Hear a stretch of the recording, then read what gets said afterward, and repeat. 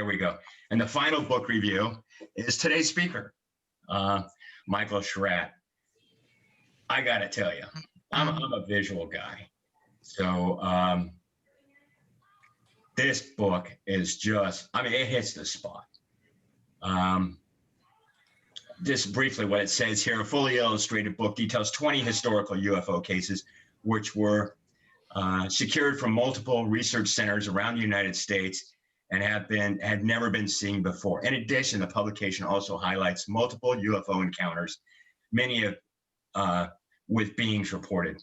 A few cases covered in this book, the mystery airship wave of night, and then it goes on and it talks about. I gotta tell you, knowing the stories and then seeing the illustrations that Michael has put together, it's just amazing. And I've got one special note on this.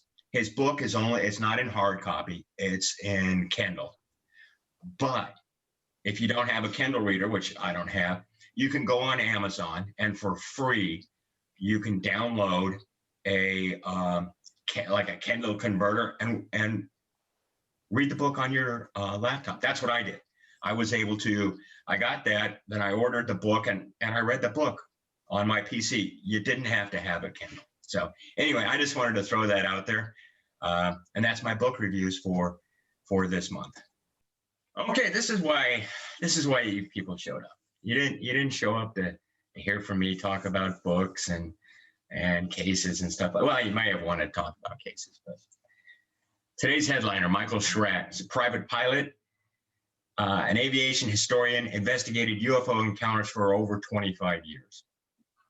Between 2008 and 2009, Michael meticulously reviewed a minimum of 50,000 cases in an effort to maintain an important part of our national history. Recreated dozens of highly credible UFO cases by using drawings, illustration, and commissioned artwork. Many of these include USO, unidentified submerged objects, actual extraterrestrial encounters, and prehistory UFO cases. He has appeared on multiple media platforms to include the following: Coast to Coast AM, History Channel, Paranormal Matrix, UFO Hunters, Fade to Black. Guest speaker at multiple UFO conferences, including the following: Phoenix MUFON, Orange County MUFON, International UFO Congress, MUFON Symposium, and UFOCon. And with that, Michael, it's all yours. We'll go on to April 24th, 1964, Socorro, New Mexico. This is the famous Lonnie Zamora case. Now, I want to highlight the fact that something interesting happened prior to Lonnie having his sighting. There was a small sighting, you could say, that occurred just prior to. There was a family on vacation. They're driving down kind of like the main area of Socorro, and whatever this was, an egg-shaped craft flew directly over their car, maybe at 2 feet altitude. They actually went into the Socorro Police Department and filed a report. And in the report, it talks about how they stated that you people really fly your planes very low around here. It's actually in the report. So it was soon after that Lonnie started chasing after a speeder, and something caught out of the corner of his eye, and he got a glimpse of this thing. He gave up chasing the speeder, went about 1.5 miles down another dirt road over a hill, and saw this thing parked out there, approximately 16 feet across. It was a light-colored egg-shaped craft.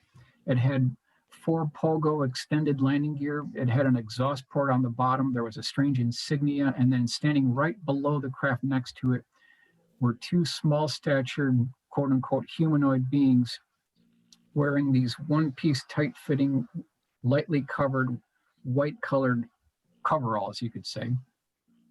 Now, according to the Blue Book report, Lonnie Zamora was further away than he actually was. We believe he was within 24 feet of this thing.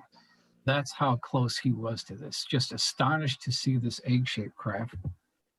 Here's the newspaper clipping, the New Mexican, April 27, 1964. This made news all around the world.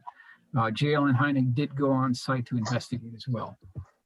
Now I've got his drawing of the inscription. Now there's a lot of mystery surrounding this inscription that you see on the side of this craft. So if you take the original insignia and you rotate it 90 degrees counterclockwise, you end up with what you see here on the left, okay? Now, if you take that inverted V and you connect that small line, you end up with what you see here in the second part.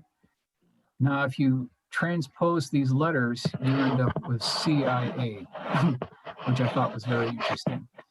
But I'm here to tell you, ladies and gentlemen, that what you're seeing here in this depiction is not the actual insignia. We know that from Ben Moss's new book that covers this entire case. So what we've been led to believe for over 50 years, all this time, is not the insignia. The correct insignia is what we see here. It was an inverted V with 3 hash lines. That is the correct insignia. And I talked to Ben about this, like why would Lonnie indicate something that wasn't correct? So here's the report I got back. This is from Not of This World, the 1964 Socorro UFO with humanoids, witness police Lonnie Zamora. I asked the question, why did Lonnie Zamora sign off on a fake symbol? The symbol was changed by U.S. Air Force Major Holden for the simple reason that providing a fake symbol, if any other cases came up and a witness reported the fake umbrella symbol, then they would know that the witness was lying. By Lonnie signing the fake symbol, maybe drawn by Holder, Lonnie was signing a contract with the government to keep his mouth shut on the symbol. It was country, God, and then family in those days. Email from Ben Moss. So this is directly what he states actually went down, and that's the reason why.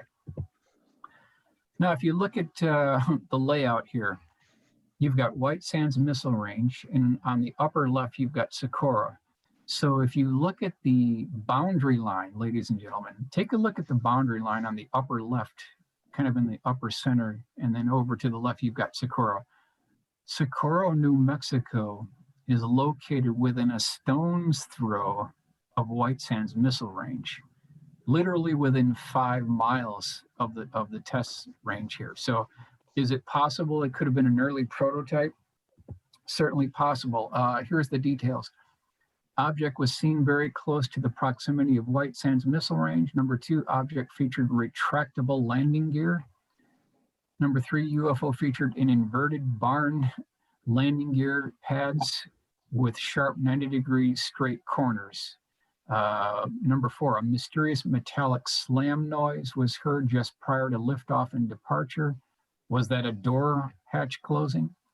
Number 5, a second mysterious metallic slam was heard also prior to departure. Is that a locking mechanism? This is the question I'm asking. Number 6, a very loud roar was heard prior to liftoff, changed in frequency from low to high. And then a blue flame was seen coming from the bottom of the craft as it lifted off the ground. Now, John, you'll recall from your research that in the Cash Landrum incident, December 29th, 1980, Huffman, Texas, a blue-colored flame was also seen. So this is not indicative of a liquid hydrogen, liquid oxygen. This is something else that produces a blue-colored flame. Not of This World. Here is the landing gear leg, and take a really good look at the enlargement here. It's kind of a rectangular shape, and it has a point at the delta terminating section toward the ground. And you can see the outline of what this looks like here. This is from the book here. It describes what this landing gear leg, and I think it's very important. The outline of this landing gear is very important. It's got sharp 90-degree corners. It's got a point at the bottom. Here's an enlargement of what that looks like, and just, picture in your mind's eye what this landing gear leg would look like. So what I did is I did a SolidWorks model of this thing. Here's what the landing pad looks like. And if you do the drawing of it, which I've got right here, you can see the enlargement here. You can look at these 90-degree corners, sharp corners. Are we to believe that this is from an extraterrestrial spacecraft with these sharp 90-degree corners and a point at the bottom? You would think that what they would design would be like fully integrated, maybe circular, something that would retract into the bottom and it wouldn't have these 90-degree corners. You generally don't see that in nature. This really screams a man-made technology. I'm just throwing it out there. I'm just putting it out there as a possibility.